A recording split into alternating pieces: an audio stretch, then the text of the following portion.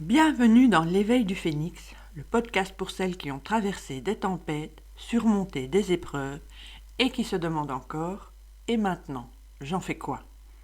Ici, on parle transformation, résilience et renaissance. Parce que comprendre son passé, c'est une chose, mais le transformer en une vie vibrante, alignée et pleine de sens, c'en est une autre.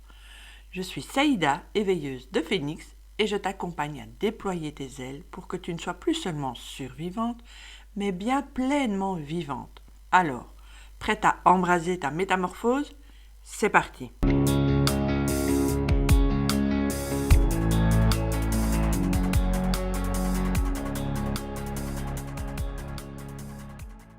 Bonjour à toi, cher Phénix. Je suis très touchée que tu sois là aujourd'hui, parce que l'épisode que tu t'apprêtes à écouter est un de ceux qui me tiennent le plus à cœur. Un de ceux qu'on n'écrit pas à la légère. Un de ceux qu'on ne partage pas si facilement. Il y a dans la vie, il y a dans chaque vie, des moments où tout semble partir en fumée, où ce que l'on croyait solide s'écroule, où nos repères s'effondrent, où l'on se retrouve face à un champ de ruines intérieures. Peut-être que tu connais ça, toi aussi, ce moment suspendu, ce moment d'après, où l'on reste là, immobile, au milieu des cendres. Mais si je te disais que les cendres ne sont pas la fin, et si, au contraire, elles étaient le début d'autre chose, une promesse de renouveau, un terrain, noirci certes, mais fertile. En tout cas, moi, j'étais comme obligée d'y croire. J'étais comme forcée de penser ainsi. Sinon, tout cela n'avait aucun sens. Alors aujourd'hui, j'aimerais te parler d'acceptation. Pas celle qui résigne, pas celle qui minimise, mais plutôt celle qui libère. Celle qui dit « oui, c'est arrivé. Et maintenant, qu'est-ce que je décide d'en faire ?» Et pour te parler de ça, je vais te partager une part intime de mon histoire. Une part qui m'a longtemps semblé impossible à dire. Et en fait, une part que je pensais être toute ma vie, pendant longtemps. Et pourtant, c'est en la laissant exister, cette part, c'est en la laissant être, c'est en la reconnaissant, que j'ai pu, enfin, commencer à respirer à nouveau. J'avais 6 ans, en tout cas dans mon souvenir. Je vois la scène, je t'en parle là, maintenant, et j'ai l'image qui s'affiche devant moi. 6 ans, et nous étions au Maroc, dans la maison de mes grands-parents. 6 ans, et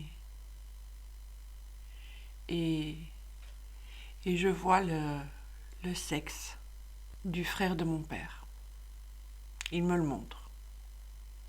Il me demande de le toucher. Je sais que c'est ainsi que ça a commencé. Les autres scènes, les autres moments, les autres instants, tout ne s'est pas imprimé dans ma mémoire, ou en tout cas, ma mémoire me protège de tout cela, encore aujourd'hui. Cela a duré 9 ans. 9 ans où régulièrement, il venait nous rendre visite. Et j'avoue que même encore aujourd'hui, je ne sais pas comment il s'y prenait pour qu'on soit à 2 uniquement. Des attouchements, un peu plus. Des promesses comme « Oui, tu verras, pour tes 18 ans, on fera ça dans une église. » Il me demandait aussi de lui écrire des lettres suggestives. Et moi, à cette époque-là, pendant ces années-là, je lisais les fameux Harlequins pour m'échapper en fait, pour avoir une autre idée de ce qu'était l'amour, pour avoir une autre idée de ce que c'était qu'être aimé et d'aimer. Je n'ai rien dit, jamais. Et je m'inspirais du coup de ces bouquins que je lisais pour lui écrire ces fameux passages suggestifs. Il me donnait des sous pour acheter des bonbons. Je prenais ces sous-là et j'achetais les bonbons. Et c'est peut-être ça qui explique qu'aujourd'hui j'ai une relation à l'argent quelque peu conflictuelle. Mais ça, c'est une autre histoire. C'est compliqué de raconter ça comme ça à vous que je ne vois pas, à toi qui m'écoutes, à toi qui as peut-être vécu la même chose.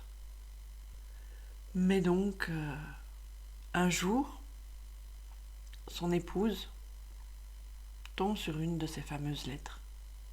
Mais je ne le sais pas tout de suite que c'est ça.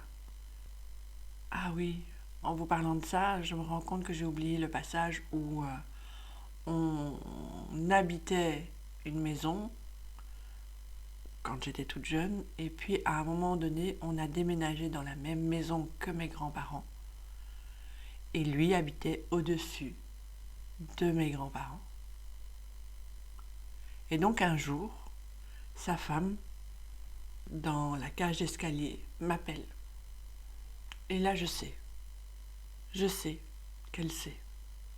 Je le sais tout simplement. Et du coup, elle me dit, mais c'est quoi ça? Mais enfin, tu devrais avoir honte, ça ne se fait pas, etc., etc. Elle a mis toute la famille au courant.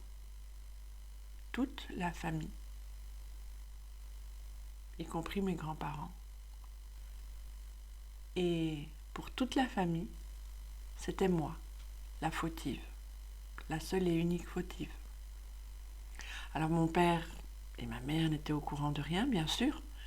Quand il l'a su, mon père est monté voir son frère. Et dans mon souvenir, il aurait pleuré. Il lui aurait demandé pardon. Mon père est redescendu. Et ça coïncide avec l'époque où ils ont commencé à chercher une maison, un autre appartement. Bref, à quitter l'endroit où on était. Et finalement, ils ont trouvé, à 50 km de cet endroit-là. Et honnêtement, j'aime, encore aujourd'hui, la maison qu'ils ont trouvée. Mais donc, j'ai découvert que je me maquillais, apparemment, que j'allais dans des cafés, apparemment, que je sortais de l'école, apparemment, alors que j'étais dans une école à uniforme, qu'il fallait l'autorisation des parents pour quitter l'école. Il y a une de mes tantes aussi qui a subtilement suggéré que l'on me mette dans un internat. Oui. Oui, oui. Mon grand-père est allé jusqu'à dire que ma mère était au courant et qu'elle était mon proxénète. Donc, quand j'ai vécu tout ça, pendant que je vivais tout ça, j'ai aussi essayé un jour de mettre fin à mes jours. J'ai pris toute une série de médicaments. Bon, après, j'en ai pas pris tant que ça. J'en ai pris différents comprimés, oui, mais pas tant que ça. En tout cas, pas une quantité suffisante pour que cela ait un réel impact. Mais c'était cette période où, entre ados, on se disait « Oh, j'en ai marre, j'ai envie d'en finir avec la vie, etc. etc. » Et moi, je l'ai fait. Puis, quand je suis arrivée en classe, je l'ai dit à ma copine. Et elle a paniqué. Elle a prévenu l'instit, qui a prévenu le directeur, qui m'a appelée. j'ai pas osé lui dire pourquoi. Il a appelé mon père. J'ai pas osé expliquer à mon père pourquoi. Donc j'ai tout gardé pour moi. Il a compris après, mon papa. Il a compris après, ma mère aussi, et ils ont fait ce qu'ils ont pu pour nous éloigner de cette famille dysfonctionnelle. Totalement, complètement. Je ne raconte pas tout parce que cela impacterait encore aujourd'hui, mais totalement dysfonctionnelle. Et je n'ai pas suivi de thérapie tout de suite. C'est quand je suis allée en école supérieure, j'ai commencé à faire des crises de spasmophilie et là, une copine d'études m'a conseillé d'aller voir un psy. Je suis allée voir une psy. Ça m'a fait du bien. Ça m'a fait du bien. J'ai pu me détacher un peu, prendre du recul. Mais il est vrai, je l'avoue, et c'est encore là aujourd'hui, que j'ai peu de souvenirs de mon enfance. Très très peu. Des flashs, des moments, je ne vais pas dire des moments clés parce que non, ça n'a rien de moments importants, mais j'ai des flashs de mon enfance. Et oui, ça m'a touché, ça m'a impacté. Je n'ai pas eu de petite amie, je n'ai pas fait confiance. Je me suis mariée, j'ai divorcé une première fois. Mais en fait, ça a pris 30 ans, 30 ans, 30 à 30, allez, non, pardon. Si ça a commencé à mes 6 ans,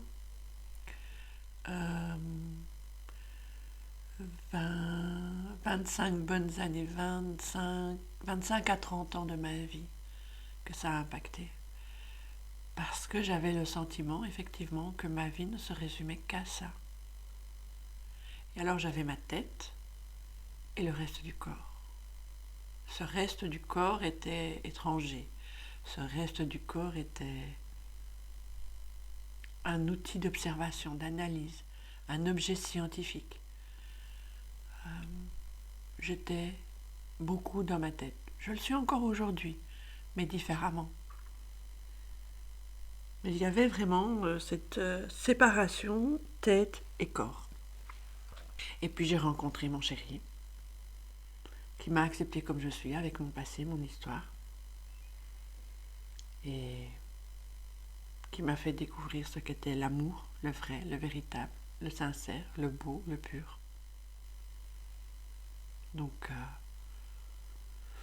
Donc oui, c'est possible de s'en sortir. Oui, on peut y arriver. J'ai lu juste après que ça se termine, que ça s'est su, j'ai lu Paix des âmes, paix des cœurs, et je vous en ai parlé dans un épisode précédent. C'est là que je me suis dit, ok, je ne vais pas me rabaisser à leur niveau. Je ne veux pas que ma vie se résume à ça. Mais il m'a fallu le temps d'intégrer cette leçon-là.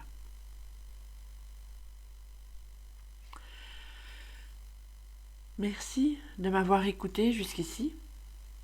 Je sais que ce n'est pas un épisode facile. Et pourtant, je crois profondément qu'il est essentiel. Parce qu'une fois qu'on commence à regarder notre douleur sans détourner les yeux, quelque chose bouge. Alors on va parler de la honte. C'est une émotion tellement sournoise, une brume épaisse qui nous enveloppe et qu'on ne sait même plus expliquer. Souvent, elle ne vient pas de nous. Elle s'est glissée là quand quelque chose de violent ou d'injuste est arrivé. Et on a fini par croire qu'elle faisait partie de nous. Mais non, la honte n'est pas toi, elle n'est pas moi. C'est une réaction, un voile, une distorsion. Et comme tout voile, elle peut se lever. Alors je vais t'inviter à essayer quelque chose. Ferme les yeux si tu peux et imagine-toi, enfant, toute petite, avec tes yeux grands ouverts et ton cœur immense. Qu'est-ce que tu aurais besoin? Qu'est-ce que tu aurais eu besoin d'entendre à ce moment-là? Dis-le lui maintenant, avec douceur, même si ta voix tremble, même si tu pleures. C'est ok. C'est une des clés pour sortir de la honte, retrouver la compassion pour soi-même. Je te propose aussi quelques petits outils qui peuvent vraiment paraître simples, simplistes, mais en réalité, ces outils sont puissants. Parle-toi comme à ta meilleure amie. Change ton discours intérieur. C'est un muscle et il se développe. Écris une lettre à ton toi du passé ou juste quelques mots. Tu n'as même pas besoin de relire. Ou dessine, si tu préfères les couleurs, si tu préfères les dessins. Respire. Quand la honte revient et que ton corps se fige, reconnecte-toi à lui. Inspire, expire et répète. Je suis en sécurité maintenant. C'est une attention, c'est un exercice de tous les jours. Parce que guérir, oui, c'est possible, mais ça ne signifie pas qu'on oublie. Et on a des cicatrices. Et à chaque période, à chaque événement important de ta vie, ces blessures sont comme réactivées. Non pas parce que tu n'as pas réussi à avancer, mais parce que ça fait appel à différentes facettes de la personne que tu es. Forcément, moi, ça m'a touchée au moment où je suis devenue femme, au moment où j'ai rencontré l'amour, et qu'est-ce que j'ai paniqué au moment où j'allais devenir maman. C'était physiologique, j'avais peur. Physiquement, j'avais peur. Tous les moments clés, ça revenait. Pas pour m'enfoncer, mais pour passer une étape supplémentaire. Et si tu sens que tu as besoin d'aide sur ce chemin, sache que tu n'as pas à marcher seul. Il existe des personnes bienveillantes, formées, prêtes à t'accompagner. Et si tu sens que je peux être cette personne, je suis là. Et si je ne suis pas cette personne, je peux te conseiller, je peux te guider vers d'autres personnes. Avant de terminer, j'aimerais te laisser une image. Imagine un champ après un incendie. Tout semble mort, et pourtant, la terre est riche, elle est prête. Elle attend qu'on y plante quelque chose. Toi aussi tu peux semer, tu peux renaître. Pas malgré ce que tu as vécu, mais avec ce que tu as traversé. Tu es un feu sacré, et rien, ni personne, ne pourra éteindre ta lumière. Merci de tout cœur d'avoir écouté cet épisode. Si tu as envie de partager ton ressenti, ton histoire, ou simplement de dire « moi aussi », je te lis avec tout mon amour. Prends soin de toi, tu le mérites. Et on se retrouve très bientôt pour la suite de l'éveil du phénix. L'éveil du phénix, tu n'es pas seul. Ce podcast, c'est pour toi. Toi qui ressens encore la douleur, mais qui sais qu'un autre chemin est possible. Lors de chaque épisode, je vais t'aider à transformer tes épreuves en force. Parce que cette chute que tu vis aujourd'hui, ce brouillard, ce chaos, ne sont pas la fin du voyage. Ils préparent juste ton envol de demain. Ensemble, nous allumerons ces flammes et ferons naître une communauté de femmes qui, comme toi, choisissent la transformation. En attendant, ta lumière est là, même dans l'obscurité. Je te dis à très bientôt et prends bien soin de toi.